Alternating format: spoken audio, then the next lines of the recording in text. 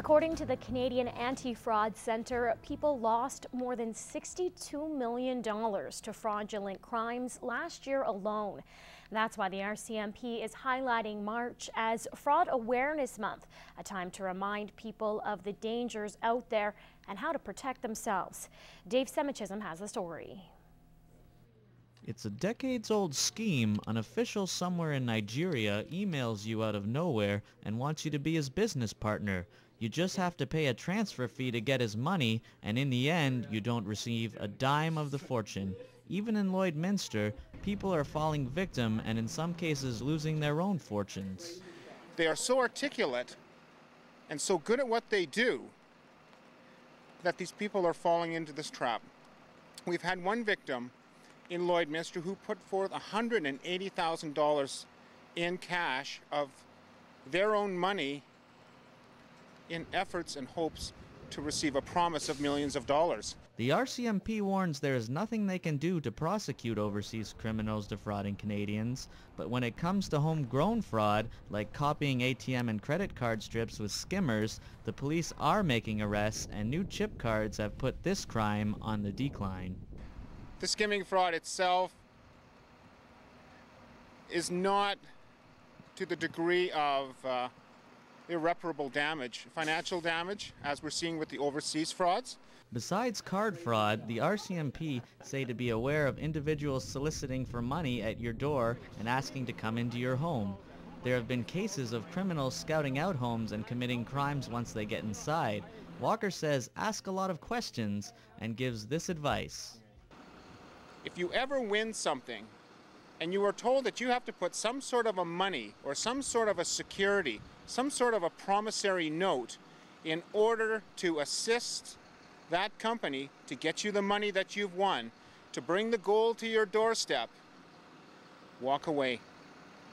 The first step to preventing fraud is recognizing it, and the advice of the RCMP is that if you're confronted with a situation that's too good to be true, it probably is.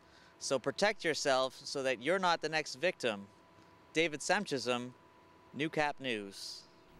Well, it sparked controversy all over the internet. A baby yoga video showing an infant recklessly tossed around. The video has gone viral. The main concern is this type of movement safe for a newborn? Mike Baden explains. Baby yoga is back. She ripped that kid's arms off. It's like, what if she twisted her the wrong way? Look at you drop that baby. But not in a good way. Lena Fokina is back with another YouTube sensation. The Russian yoga guru has come out with another video of her tossing and flipping children in the air, something many parents would not advise. But it's not a good idea until they're like at least a year or two old. Well, like I even thought necks. throwing babies up and down, like out of your hands, is even bad. So she's throwing the baby around. Yeah, babies are pretty resilient, but she's like flinging around by its arms and everything. It doesn't sound like it's having fun. Fokina insists that baby yoga is not harmful to the child and says she's been using it for over 30 years, including practicing it on her own 5 children. Local doctor Kevin Govender says there are many issues with the practice. I think tossing baby around like that, we know that shaking baby syndrome is something that does happen, and it's something that can result as a consequence of baby yoga. And the reaction remained the same when we entered Studio Encore Yoga here in the border city. Oh, she's throwing that around as if it's a baby monkey. Mothers are shown willingly handing their infants over to Fokina so she can swing them around. Studio Encore holds a weekly postnatal yoga class, but they teach a safer and more beneficial style of yoga. The bottom line for postnatal yoga is to create a loving bond and to deepen that bond between the mother and the child. A very gentle, very, very loving contact, very deep contact between the mother and the child. Fokina's style of baby yoga has not become a sensation yet in North America, and Dr. Govender says that's the way it should stay. I would say certainly not. I would advise him strongly to not engage in such an activity. I think it's quite dangerous for the baby. Mike Baden, Newcap News. It's hard to teach compassion, but students at Bishop Lloyd Middle School are opening their eyes to the struggles facing third world countries, and they're doing their part to help. But instead of charity, they've pooled their resources for investment, creating a gift that keeps on giving.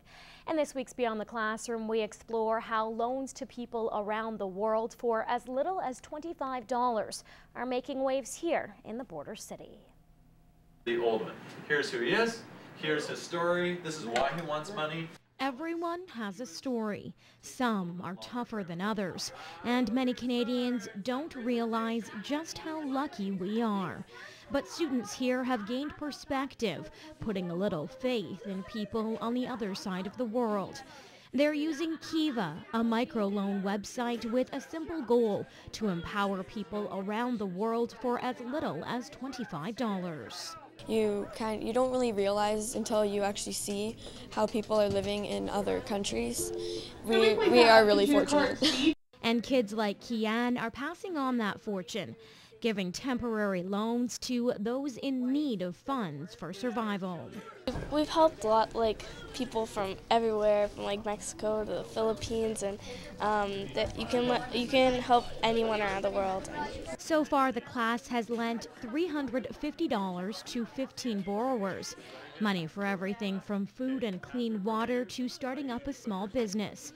But along with the life lesson of compassion, kids are learning key skills for the future. And they've been researching and doing presentations, and they've been locating countries on maps and looking at what makes someone deserving of a loan. And they've been working hard to raise money, selling postcards plastered with original art drawn by students. We have another $123. The website helps thousands of borrowers weekly, but it's the feeling these kids get from giving that's priceless. I feel really proud of myself when and everyone else when we loan to people, and it feels good.